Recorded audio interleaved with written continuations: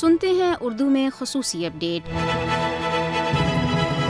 بھارت میں اقلیتوں کے خلاف بربریت اور مظالم کا سلسلہ جاری ہے۔ RSS کا ہندوتوا پر مبنی نظریہ بھارت میں اقلیتوں کے لیے شدید اور سنگین خطرہ ہے۔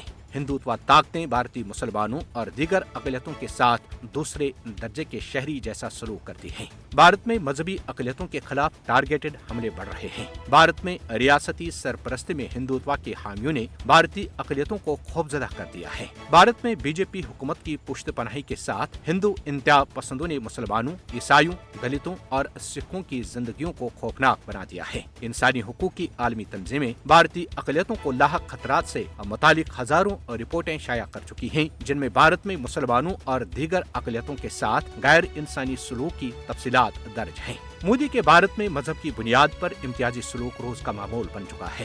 ہستائی مودی کے دور اقتدار میں بھارت میں اقلیتوں کا دم گھٹ رہا ہے۔ مودی کی فاشسٹ پالیسیاں ہٹلر کی یاد تازہ کرتی ہیں۔ انہی پالیسیوں کی بنیاد پر مودی کو ہٹلر ثانی بھی کہا جاتا ہے۔ مودی کی فاشسٹ حکومت بھارت میں اقلیتوں کی بنیادی آزادیوں کو بلا جھجک پامال کر رہی ہے۔ بھارتی اقلیتیں خاص طور پر مسلمان جے شری رام کے نعرے لگانے یا پرتشدد نتائج کا سامنا کرنے پر مجبور کیے جا رہے ہیں۔ نچلی ذات کے ہندو، جنہیں دلت کہا جاتا ہے، کی زندگی بھی اجیرن بنا دی گئی ہے۔ بھارتی ریاست راجستھان میں ہندو انتہا پسندوں نے ایک دلت شخص کو اغوا کر کے تشدد کا نشانہ بنانے کے علاوہ پیشاب پینے پر مجبور کیا۔ راجستھان کے ضلع چورو میں رخاسار گاؤں کے ایک دلت راکیش میگوال نے پولیس میں شکایت درج کرائی کہ اسے RSS، BJP اور بجرنگ دل سمیت ہندوتوا دہشت گردوں نے رات کے دوران اس کے گھر سے اغوا کیا اور ایک کھیت میں لے گئے۔ ہندو دہشت گردوں نے شراب کی بوتل میں پیشاب کیا اور زبردستی اس کے گلے میں ڈال دیا۔ اس کے علاوہ ہندو انتہا پسندوں نے اسے تشدد کا نشانہ بھی بنایا۔ مودی حکومت کا انتہا پسند ایجنڈا جنوبی ایشیائی خطے میں امن و استحکام کے لیے